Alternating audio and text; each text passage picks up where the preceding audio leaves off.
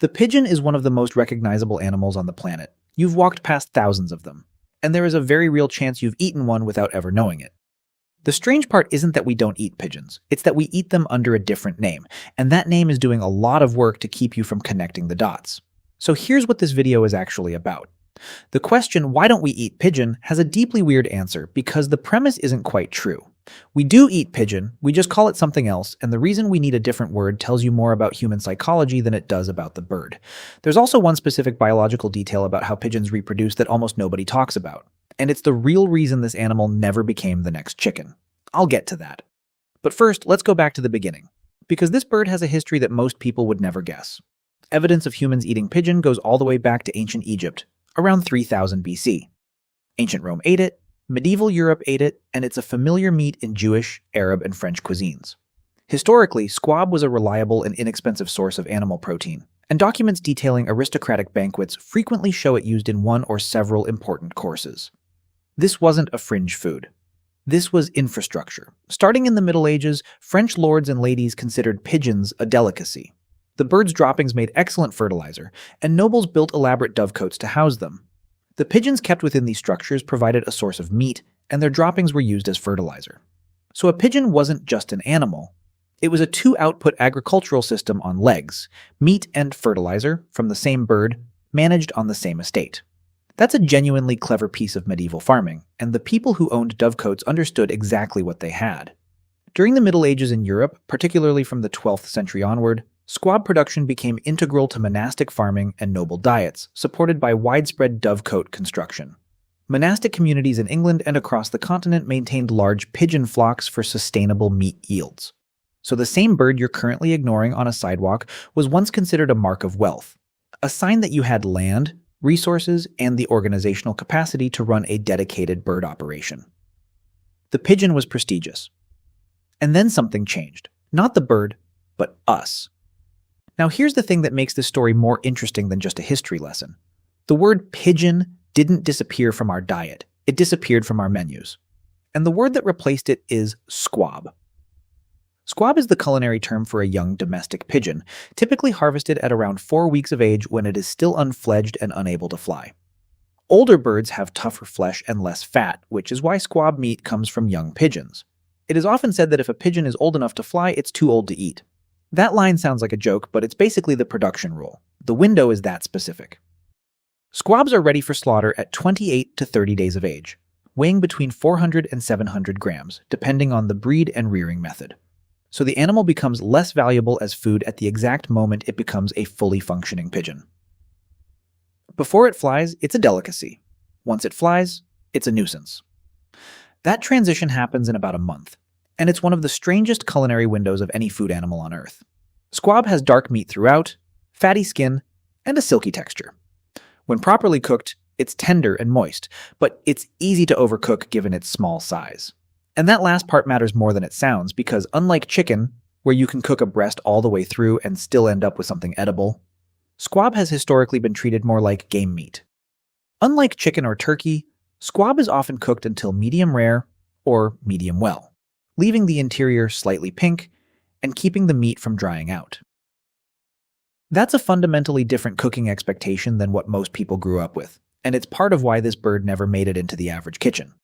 But the cooking challenge isn't the main reason squab stayed niche. There's a biological bottleneck built into the production system itself that makes pigeon farming genuinely unlike anything else in the poultry industry. And this is the one I promised you earlier. The biggest factor in squab's niche status and its corresponding price tag is the way the animal needs to be raised. As one industry voice put it, you cannot do artificial insemination like you do for turkey or chicken. With chickens, industrial producers have complete control over reproduction.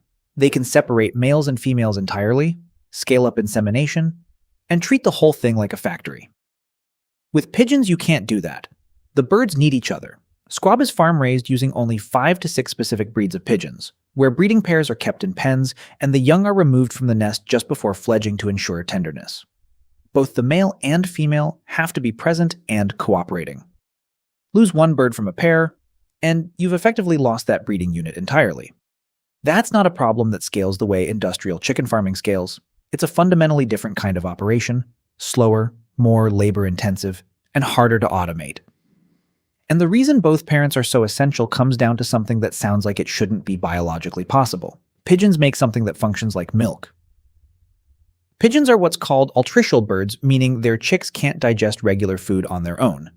Instead, both female and male breeding pigeons generate what's called crop milk to feed their young. And before you move past that, the father produces it too. Unlike mammals, both male and female pigeons produce crop milk, though they exhibit differences in lactation initiation times and durations. Pigeon milk is generally characterized by having high concentrations of proteins and lipids.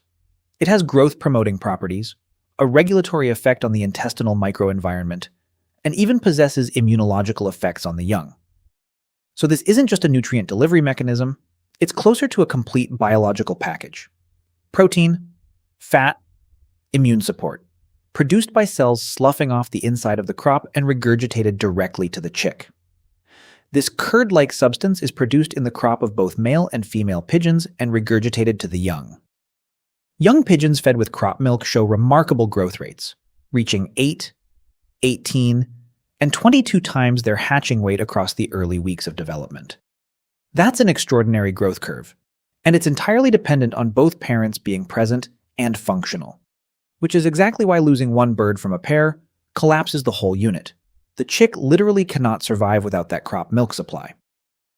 Now here's where this connects back to why you almost never see a baby pigeon.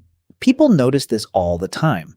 You see adult pigeons everywhere, but where are the babies? The answer is that squabs stay in the nest for nearly their entire pre-flight development. All lactating parent pigeons in studied populations fed their young every 4 hours over the lactation period. The chicks are hidden, dependent, and completely reliant on their parents for almost a month. By the time a young pigeon appears in public, it already looks like an adult. There's no visible baby pigeon phase because the baby phase happens entirely out of sight. And the food industry harvests squab right at the end of that hidden window, just before the bird would leave the nest and start looking like every other pigeon on the street. The timing is precise, because it has to be. In 2021, more than 111 million pairs of breeding pigeons were kept in stock, and 1.6 billion squabs were slaughtered for meat in China alone. So globally, this is not a small industry. But in the United States and much of the Western world, the story is very different.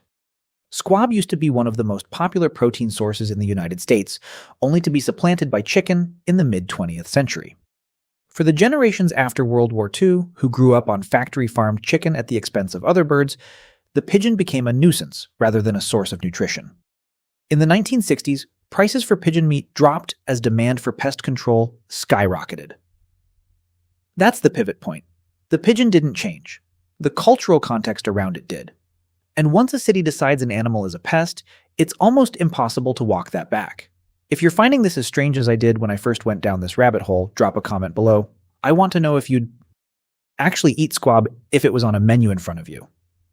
And if you want to keep going with this kind of food history, there's another video right after this one that goes deep on why certain animals became food and others didn't.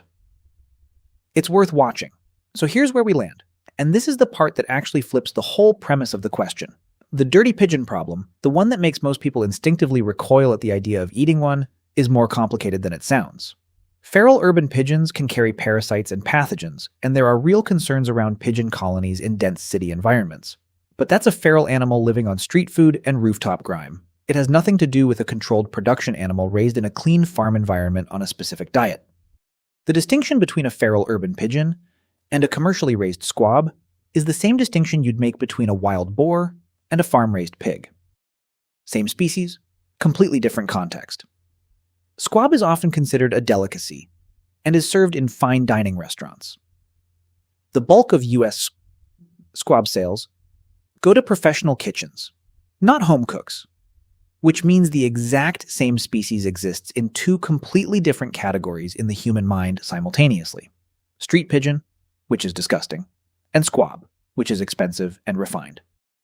Ancient Roman sources even noted that meat from older pigeons was considered barely edible. So even then, people understood that the age and condition of the bird was everything. The question, why don't we eat pigeon, turns out to be the wrong question entirely. We do eat pigeon. We eat it in fine dining restaurants, we've eaten it for 5,000 years across nearly every major civilization, And right now, there are over 1 billion squabs produced annually in China. The real question is why the word pigeon became so loaded that we needed a different word to sell the same animal. And the answer to that is less about biology and more about what happens when a food animal becomes a city bird. The pigeon didn't fall from grace because it got worse. It fell from grace because we moved to cities, chickens got cheap, and somewhere along the way, a perfectly good food animal became a symbol of everything we find gross about urban life. In 1980, Woody Allen dubbed New York City pigeons rats with wings in his film Stardust Memories. That phrase did more damage to pigeons' reputation than any science ever could. And yet, somewhere tonight, a chef in a Michelin-starred kitchen is pulling a perfectly roasted squab out of the oven and plating it for someone who will describe it as one of the best things that they've ever eaten. Same bird, different story. If you want to see what else ended up on the wrong side of that cultural line, the next video is already queued up. Go watch it.